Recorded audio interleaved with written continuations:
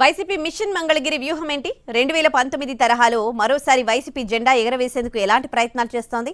మంగళగిరి అభ్యర్థిగా మహిళా నేత రంగంలోకి దిగనున్నారా? ఎన్నికలకు సమయం సమీపిస్తుండటంతో అభ్యర్థుల ఎంపికపై కసరత్తును తీవ్రతరం చేసింది వైసీపీ హైకమాండ్.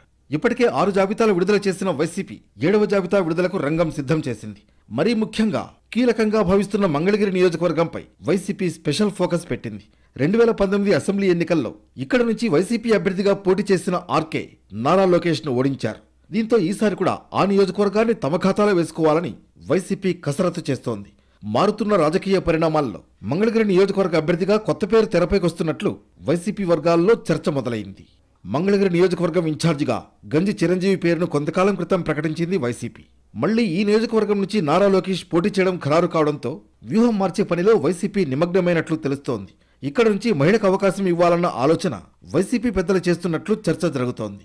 చేనేత సామాజిక వర్గానికి చెందిన మహిళను మంగళగిరి నుంచి పోటీ చేస్తే గెలుపు ఖాయమని వైసీపీ లెక్కలు వేస్తున్నట్లు సమాచారం. మంగళగిరి నుంచి ఎమ్మెల్సీ హనుమంతరావు కోడలు లావణ్య పేరును తాజాగా వైసీపీ పరిశీలిస్తోందట. బుధవారం తాడేపల్లిలో మంగళగిరి నియోజకవర్గ నేతలు గంజి చిరంజీవి, మాజీ ఎమ్మెల్యే కమలతో తాజా రాజకీయ సమీకరణాలను వైసీపీ పెద్దలు చర్చించినట్లు తెలుస్తోంది.